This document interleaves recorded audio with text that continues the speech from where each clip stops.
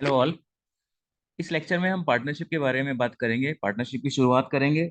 और आपकी जो ट्वेल्थ की अकाउंटिंग है उनके अंदर आपको पार्टनरशिप के अकाउंट्स पढ़ने हैं और आपको कंपनी के अकाउंट्स पढ़ने हैं।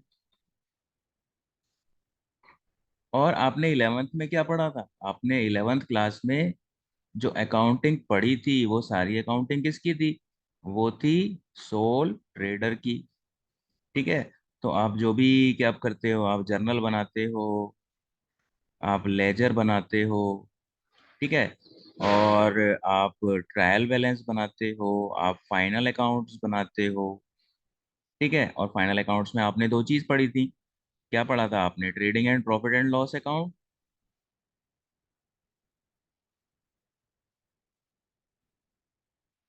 और आपने बनाया था बैलेंस शीट बनाया था। ठीक है। तो ये देखो, ये सारी चीजें आपने की थी, सिर्फ एक मालिक है। ठीक है। ओनरशिप एक है बिजनेस का, उसके पॉइंट ऑफ व्यू से आपने सारा बनाया था। अब ट्वेल्थ में आपको क्या पढ़ना है? ट्वेल्थ में आपको पढ़ना है, एक तो आपको पार्टनरशिप अकाउंट पढ़ना है और एक आपको जॉइंट स्टॉक कंपनी के अकाउंट कैसे बनते हैं वो पढ़ना है। तो ये आपके ट्वेल्थ क्लास में सेक्शन है। और पार्टनरशिप और जॉइंट स्टॉक कंपनी के अकाउंट आप ट्वेल्थ में पढ़ोगे। तो पार्टनरशिप के बारे में जब हम पढ़ेंगे तो पहले हमको पता होना चाहिए कि पार्टनरशिप की डेफिनेशन क्या होती है। पार्टनरशिप की डेफिनेशन किस कहाँ पे मिलेगी? आपको आपको मिलेगी इंडियन पार्टनरशिप एक्ट 1932। तो आपको ये याद रखना है कि पार्टनरशिप का एक्ट की का ईयर कौन सा है? 1932। तो पार्टनरशिप की डेफिनेशन क्या है? Partnership is the relation, partnership is the relation between persons who have agreed to share the profits of a business carried on by all or any of them acting for all। अब देखो, ये जो partnership की definition है ये Indian partnership act 1932 में लिखी हुई है, लॉ में लिखी हुई है। और जब भी आप पार्टनरशिप के बारे में पढ़ोगे तो पार्टनरशिप का जो पहला पेज जहाँ पे खोलोगे आप चैप्टर का, उसमें ये वाली आपको डेफिनेशन हर जगह मिलेगी। तो जब ये हर जगह मिलेगी तो बेटर है कि आप पहली बार में ही इसको रट लो। ठीक है। और इस डेफिनेशन को रटने से आपको फायदा क्या होगा? पार्टनरशिप के सारे फीचर्स आपको याद हो जाएंगे। ठीक है।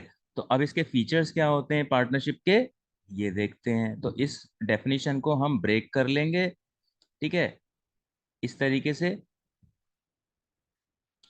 तो ये देखो, ये अलग अलग पॉइंट्स हैं और यही पार्टनरशिप के फीचर्स बन जाएंगे। तो पार्टनरशिप इज द रिलेशन, तो इसका मतलब क्या हुआ? Partnership is the relation between persons who have agreed. तो बिटवीन पर्सन्स का मतलब क्या हुआ? दो या दो से ज्यादा लोग होने चाहिए। भाई एक आदमी अपने खुद के साथ पार्टनरशिप थोड़ी कर सकता है, वो तो सोल ट्रेडर हो गया। तो यानी कि पार्टनरशिप में कम से कम दो लोग होने चाहिए। और मैक्सिमम कितने लोग होते हैं पार्टनरशिप में? ये भी आपको याद रखना है, मैक्सिमम होते हैं 50। ठीक है। हु हैव अग्रीड, तो अग्रीड से क्या है, मेरे को एक और फीचर मिल गया है इसका, कि पार्टनरशिप में एग्रीमेंट होना चाहिए। और एग्रीमेंट दो तरह का हो सकता है। एग्रीमेंट रिटन भी हो सकता है और ओरल भी हो सकता है या फिर वर्बल। इनके बारे में भी आप पढ़ोगे। तो रिटन जो एग्रीमेंट होता है उसको हम क्या बोलते हैं? Partnership deed.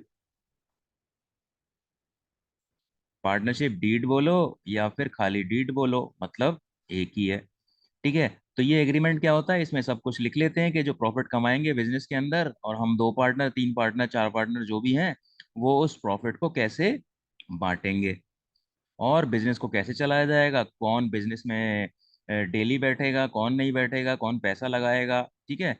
और ये पार्टनरशिप के बारे में आपने इलेवेंथ क्लास की बिजनेस स्टडीज में एक चैप्टर है फॉर्म्स ऑफ बिजनेस ऑर्गेनाइजेशंस, तो उसमें आपके आपने पार्टनरशिप के बारे में पढ़ा होगा। वहां भी देखो आपको यही डेफिनेशन मिली है। ठीक है। इंडियन पार्टनरशिप एक्ट 1932 की। और वहां पे आपने पढ़ा था कि पार्टनरशिप कितने तरह की होती है, पार्टनर्स कितने तरह के होते हैं। तो आप आपको थोड़ा सा आइडिया होना चाहिए पार्टनरशिप के बारे में, उसकी थ्योरी का आपको पता होना चाहिए। उसके बाद अगला फीचर क्या है? To share the profits. Profit sharing होनी चाहिए, प्रॉफिट शेयरिंग फीचर है पार्टनरशिप का। ठीक है।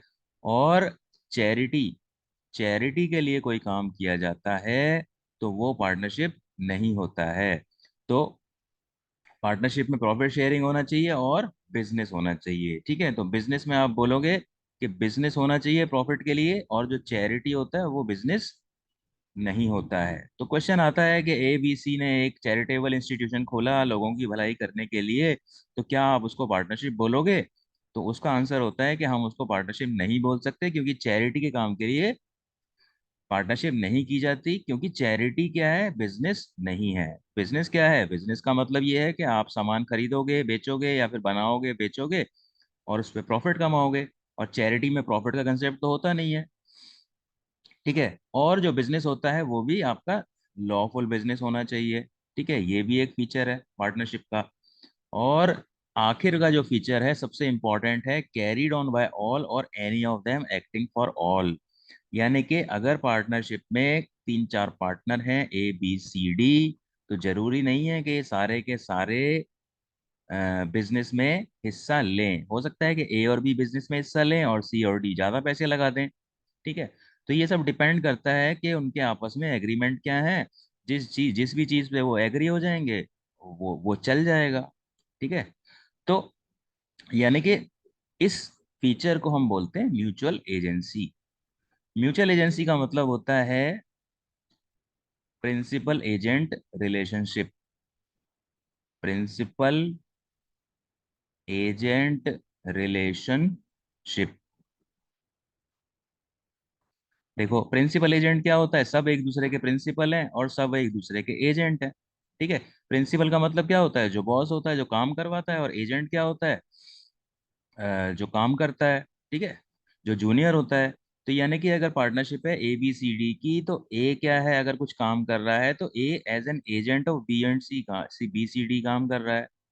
ठीक है, और BCD जो है प्रिंसिपल है ए के। ठीक है, और अगर डी कोई काम कर रहा है, तो डी क्या हो गया? डी एजेंट हो गया, और बाकी सारे प्रिंसिपल हो गए। ठीक है, यानी कि कोई भी पार्टनर अगर कोई काम करता है तो वो सब पार्टनर के बिहाफ पे काम करता है। इसका मतलब ये है कि सब एक दूसरे के बॉस हैं और सब एक दूसरे के एजेंट हैं। ठीक है, तो इसको म्यूचुअल एजेंसी को हम क्या बोलते हैं? Principal agent relationship. तो ये एक पार्टनरशिप का बहुत इंपॉर्टेंट फीचर है, ये आपको पता होना चाहिए।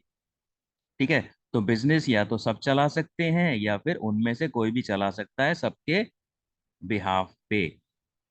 तो पार्टनरशिप में क्या होता है कि जरूरी नहीं है कि सब लोग ही बिजनेस में हिस्सा लें। हो सकता है कि एक आदमी बिजनेस में हिस्सा ले रहा है, बिजनेस चला रहा है, उसको रन कर रहा है, वहां पे बैठा हुआ है, और बाकी उन्हें सिर्फ पैसा लगा दिया, बाकी बिजनेस में हिस्सा नहीं ले रहे चलाने में। ठीक है, तो प्रॉफिट वगैरह जो है वो बांट लेंगे एज पर एग्रीमेंट। एग्रीमेंट कहाँ पे होगा आपका? एग्रीमेंट देखो, आपका रिटन होता है या ओरल या वर्बल होता है। ठीक है, और रिटन एग्रीमेंट क्या होता है? कंपलसरी नहीं होता है, लेकिन ऑफ कोर्स कोई भी चीज आप रिटन में लिख लोगे तो उससे क्या है, आगे डिस्प्यूट्स नहीं होंगे। वर्बली में तो आपने एग्री कर लिया कि आप आधा आधा प्रॉफिट लोगे, लेकिन जब प्रॉफिट हुआ तो एक ने बोला कि भाई मैं तो ज्यादा काम करता हूँ, आप तो बैठते नहीं हो बिजनेस में, तो मुझे प्रॉफिट कैसे ज्यादा चाहिए। तो इस तरीके के जो भी चीजें हैं जिनसे डिस्प्यूट हो सकता है, कि आप एग्रीमेंट में लिखवा लो। क्योंकि जब लिखवा लोगे तो वो एक प्रूफ की तरह काम करेगा। और अगर ऐसे ही वर्बली सब कुछ होगा और बाद में दूसरा आदमी उसको मना कर देगा कि मैंने तो ऐसा नहीं बोला था, तो फिर प्रॉब्लम हो जाएगी। फिर आप कोर्ट के पास जाओगे, फिर कोर्ट क्या करेगा? सबको बराबर बराबर का शेयर दे देगा। ठीक है, तो इस तरीके से पार्टनरशिप की जो डेफिनेशन है आपको ये रटनी है हर हालत में। और जब भी आप पार्टनरशिप के बारे में पढ़ोगे कहीं भी, आपको पहले पेज पे पार्टनरशिप की ये वाली डेफिनेशन नजर आएगी। और इस डेफिनेशन में देखो, मैंने बोला था कि सारे फीचर हैं। तो पार्टनरशिप के जितने फीचर्स हैं, कितने फीचर्स हैं? 1, 2, 3, 4, 5, 6। तो पार्टनरशिप के 6 फीचर हैं। अगर क्वेश्चन आएगा कि define partnership and explain its features, तो क्या करना है आपको? ये वाली पार्टनरशिप की डेफिनेशन लिखनी है और ये वाले 6 फीचर्स लिखने हैं। तो ये अगर आपने ये आपने डेफिनेशन रट ली है, तो आपको ये फीचर याद करने में दिक्कत नहीं होगी। तो पार्टनरशिप की शुरुआत होती है यहाँ पे। सो ये था introduction about partnership. So that is it for this lecture. Thank you.